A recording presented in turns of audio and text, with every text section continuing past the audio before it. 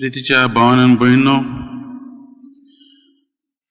आयजी तिनूय वचपां जी आमी आयकल्यांत ती आमकां जागृत रावंक आपयतात, चतूर रावंक आपयतात.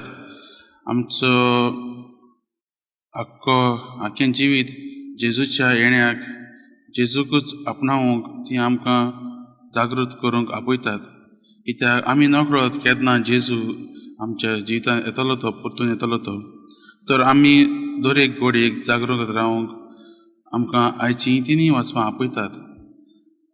तेच भाशेन केन्ना आमी खंय वयतात आनी आमी तरी चतूर ना आनी आळश्यां भाशेन केलें जाल्यार आमकां केन्ना केन्ना फ्लायट मीस जाता, केन्ना केन्ना आमची ट्रेन मीस जाता.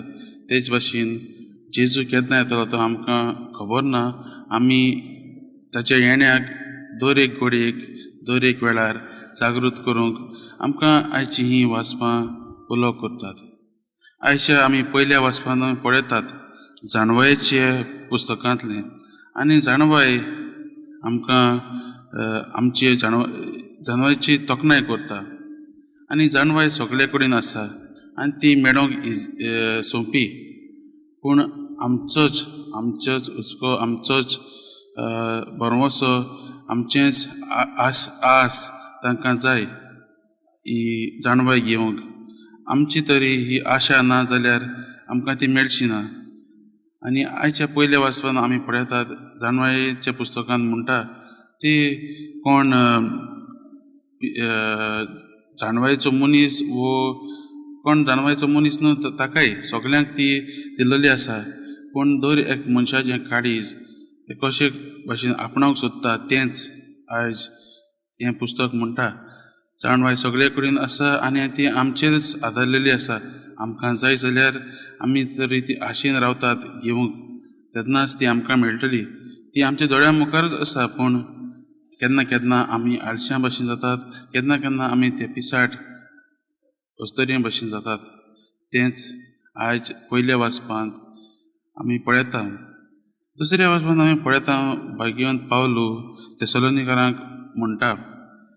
त्या वेळार थेसलोनिकार लोक जांकां भाग्यवंत पावलोन जेजूचें देवाचो संदेश पावयल्लो, तांचें चिंतप अशें आसलें की जेजू येयल्या म्हणटकीर, दुसरे फावटी येयल्या म्हणटकीर जीं जेजूचेर भार दवरतात तांकांच पुनर्जीवनपण आसतलें म्हणून. पूण तांकां भाग्यवंत पावलो थेसलोनिकारांच्या हे चिटीन म्हणटा की जीं कोण जेजूचेर भार दवरून मेल्यांत तांकांय सत्नाचें जिवीत आसतलें म्हणून. जीं कोण पयलीं जेजू येवचे पयलीं जेजूचेर भार दवरून जेयल्यांत तांकां सगल्यांक पुनर्जीवनपण आसतलें हेंच. आनी हाकाच लागून भाग्यवंत पावलो आमकां सांगता की आमची काळजां आमी देवाचेरच आदारून दवरूंक जाय. आमचो भावार्थ, आमचो भरवसो जेजूचेरच आसूंक गरजेचो. आमी भरवशान कित्याक रावताय काय? आमी भरवशान रावता कित्याक आमी जाणव आमचो जेजू त्रासांत आनी कश्टांतल्यान आमच्या पातकां पासत तो रगत मेलो आनी तो पुनर्जीवन जालो. ह्याच भरवशान आमी एक दीस मेल्या उपरांत जेजू वांगडा पुनर्जीवनपण जातलीं. पुनर्जीवनपणांत ताच्या वांगडा आमी सासणाचें जिवीत जैतलीं म्हूण होच भरवसो आमकां दवरूंक आयज भाग्यवंत पावलो ह्या दुसऱ्या वाचपांत उलो करता. आनी आमी आयज शुभ वर्तमानांत ही एक वापार आयकल्या. ह्या 5 पिसाड आनी 5 शाण्या अस्तुऱ्यांची जी दिवल्यो घेवन न्हवऱ्याक येवकार करूंक वेतात.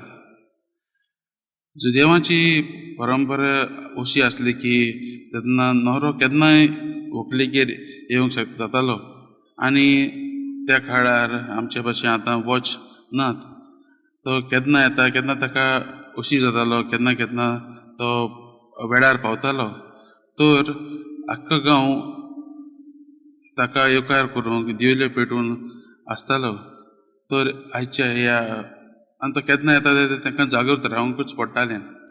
मोगाच्या भावान भयणो, जेजू आमकां आमच्या जिवितांत केन्ना येता तें आमी नकळत. आनी 2 दिसा आमी पळयता आमच्या भावा भयण्यां मदीं, आमच्या शेजाऱ्यां मदीं जेजू येयत आसता. केन्ना केन्ना आमचे गरजेवंत भाव भयणी आसात तांकां आदार करूंक आमी फुडें सरूंक जाय.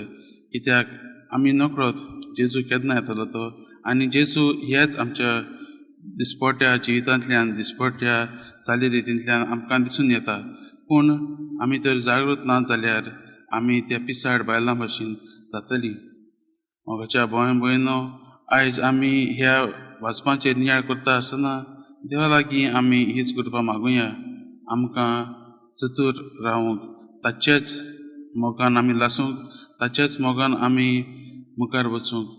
आनी तो जेन्ना येता तेन्ना कसलेच वेळार कसल्याच मनशांनी आमी आमच्या जिवितांत मेळटात त्या मनशांच्या रुपान जेजू येता तेन्ना आमी ताका येवकार दिवन आमच्या ह्या भावार्थान, आमच्या ह्या बरोवस्यान मुखार वचूंक आमी ह्या मिसाच्या बलिदानांत मागुया.